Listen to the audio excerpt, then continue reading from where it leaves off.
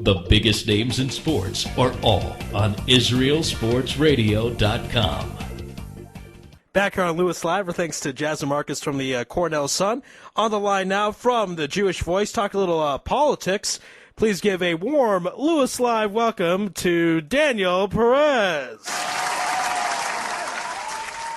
How you doing out there, DP? Thank God, doing great. It's a pleasure to be back on. How are you, Ari? Oh, doing great. Love being here in the Holy Land and talking to you. And before I begin, I realized this is the first time you've been on the show since Yossi G has come into my life so nicely and pleasantly. Yossi G, Daniel Perez, Yossi G. Pleasure. Hi, nice to meet you, I guess. Yes. I don't know if this counts as a meeting, but more or less, yes, over the phone, it is a phone meeting. You know, DP, I was thinking about you earlier today because I'm really excited to have you on. I want to get into some politics. We don't do that all the time, although my professor in college always said politics is sports without the ball, so I do see a relationship. But let's talk a little bit of the Republican primary. Those of us in Israel, I don't know if we just try not to pay attention or whatever, but the general election, 10 months away, very heated Republican primary going on. Give us kind of the lowdown. Mitt Romney seems to be somewhat of a favorite, but who else is out there in the Republican Party? So, of course, Mitt Romney is the favorite right now, but, you still got Rick Santorum to contend with, and I don't think Ron Paul is throwing in the towel just yet, but we hope he does very, very soon. Let's get into that, because Ron Paul has made some anti-Israel comments. Some? Ron Paul is a hero of white supremacists the country over up until a few years ago, Right. Some of those things, the more racist things that appeared in his newsletters, he claims he did not author himself, although he does accept moral responsibility for the fact that it was a newsletter printed in his name. But more importantly, just as a libertarian, he's far enough from center that in the long term, I don't think he's electable to the White House. A vote for Ron Paul in the primaries is ultimately a vote for Barack Obama in the election. I mean, I've long said there's no way that I would ever vote for a second term for Barack Obama. I didn't vote for him the first time, and you know what? I stand corrected. If Ron Paul were actually to pull through and get the GOP nod, I would vote for Obama. And that scares me, and that makes me dislike him even more. Well, Ron Paul. The thing with Ron Paul versus the other contenders for the GOP nod is that Paul is the only person, the only candidate that has remained consistent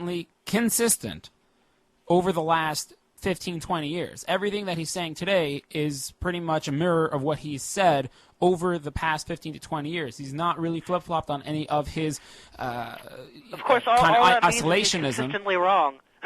Granted, but if I was a regular American, not affiliated with any other party, be it Jewish, religious Christian, white supremacist, lefts, whatever it is, if I'm a regular white American Republican, there's a really a strong draw that I have towards the first named man, Ron Paul, because he is kind of preaching to what I really want from the country, and that is forget about everything else that's going on outside. It's borderline isolationism, but there's a lot of positives that he's saying.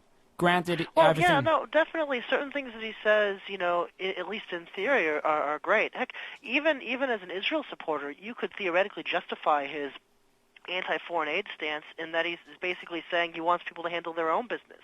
Right. He was one of the people who did not jump down Israel's throat when they took out the Osiris reactor, which is pretty smart politics because then he's not stepping on any Arab toes, and at the same time he's letting the Israelis do their thing, and which is really doing us a favor here in America. So certain things he says are understandable or justifiable, and he has that populist appeal, but at the same time, as a Republican, if you hold of conservative values, he's a dyed-in-the-wool libertarian, and that may seem conservative in certain ways, but not in others. How to describe it? It's just there's a reason that when you look at the two main party candidates, sometimes you feel you're being forced to choose between Tweedledee and Tweedledum, and why the candidates seem to flip-flop all the time on many different issues. Right. And that reason is that they all have to play close to center. The average, in the Party is just left of center, and the Republicans are just right. Because the further you get towards the extremes, the less popular support you have, and eventually you're not electable. And all those fringe candidates are doing is perhaps drawing away votes from the main candidate on their side of the perspective of the spectrum. So if you're an extreme left-wing candidate, you're going to cause the Democrats to lose a few votes and choke. But as for Ron Paul, if he actually got the Republican nomination, it would almost certainly seal a Democratic victory. I mean, let's look at it this way. Obama's probably going to win just in terms of the fact that most presidents get reelected statistically. I mean, he's likely to win. He's got at least a 60% shot, I would say, at this point. But if Ron Paul got the nomination, which is looking less and less likely, that would seal it. That would be it. Now, TP, let me ask you this, because again, this could be because I have not followed Obama so much, but it kind of, the feeling was this guy's very anti-Israel, and in the past year or so, it looks like things have somewhat calmed down. I know he made those comments around May that we should go back to pre-67 borders. I haven't heard a whole lot from him regarding that issue or other anti-Israel stances since then. Well, he's definitely managed to curry favor recently. I don't know if you heard about this. They picked out a new chief of staff for the White House. What's his name? Bill Daley just stepped down, and this guy Jack Lew is stepping in. And he's a member of the tribe. I think he was the president's accountant, actually. So he's definitely he's definitely a member of the tribe. Yes, he's accountant. Oh, not just a member of the tribe. He's Orthodox. Shomer Shabbat, kosher keeping, upstanding guy. But get this: when Obama announced his pick, the OU came out and said how excited they were that for the first time a member of our community is being made the White House chief of staff. Kind of forgetting about Rahm Emanuel, which is I don't know if that was a deliberate diss, but it certainly was a glaring omission. You know what I mean? Yeah. Now, that's for sure. I don't know if the mayor of Chicago really takes too lightly to that omission. But I mean, if you want to say it stinks, it could be an emission. Yeah, definitely. But I got to ask you something about this next candidate. Now, honestly, I'm speaking from a selfish, personal perspective. I want a pony.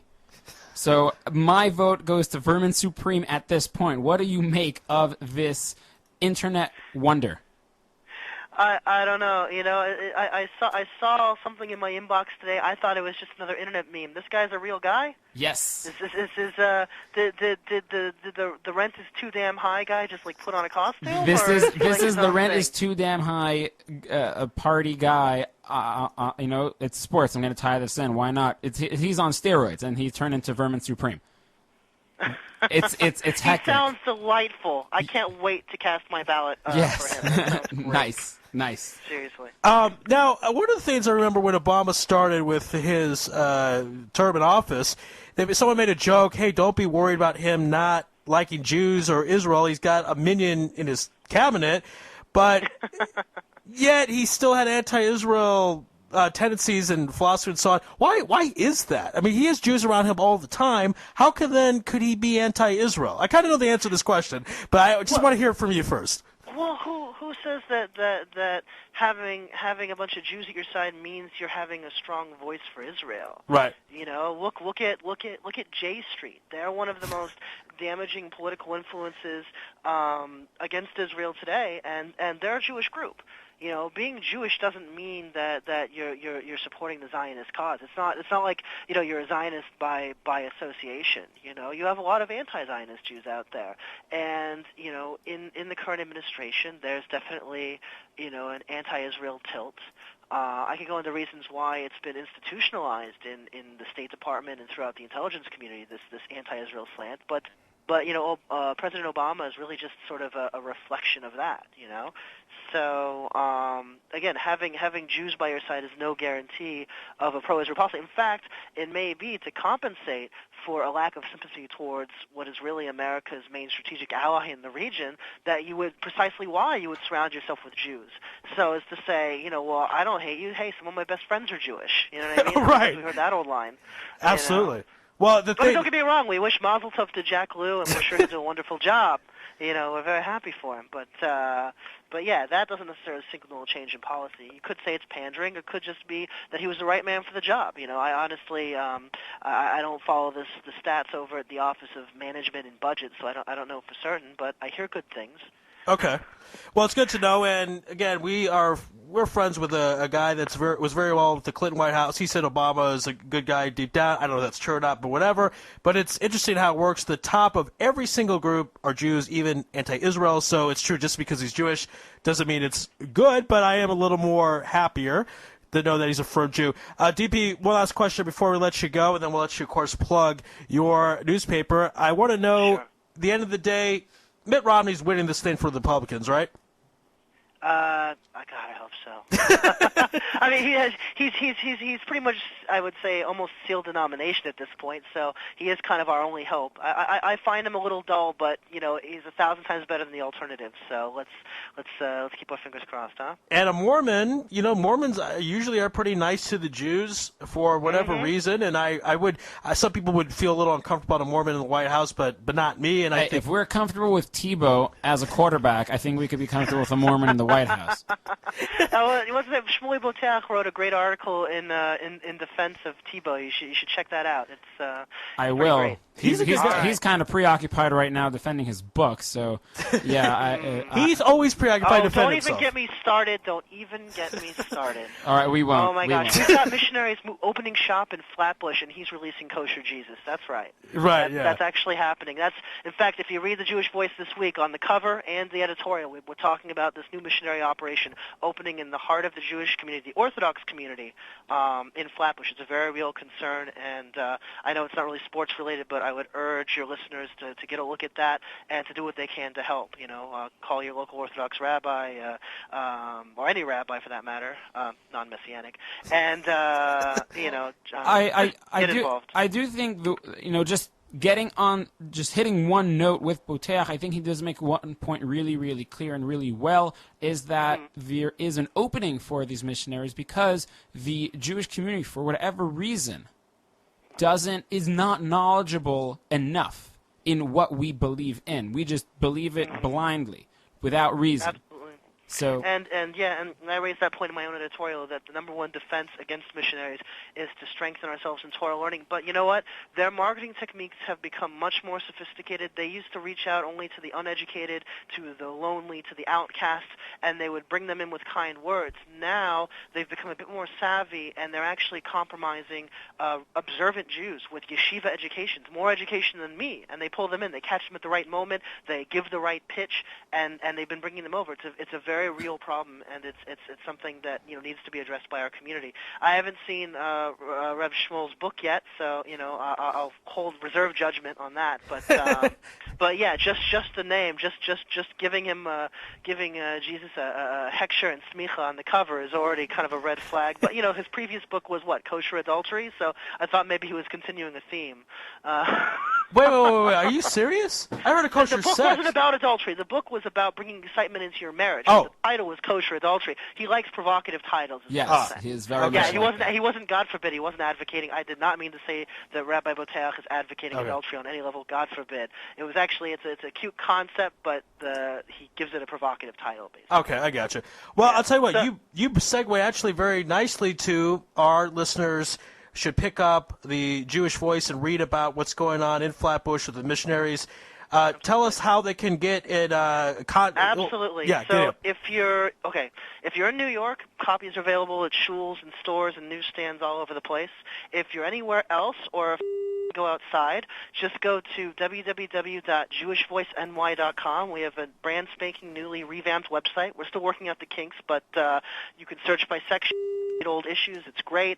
We also have a Facebook page at facebook.com/JewishVoiceNY where we post highlights. And on either one, you can leave comments. You can interact with the editor. It's great, and we're really kind of the Jewish Voice is poised to become the arguably the top Jewish paper on the East Coast. At least that's our goal, and we're headed in that direction. And we thank you, Ari. And I'm sorry, what was?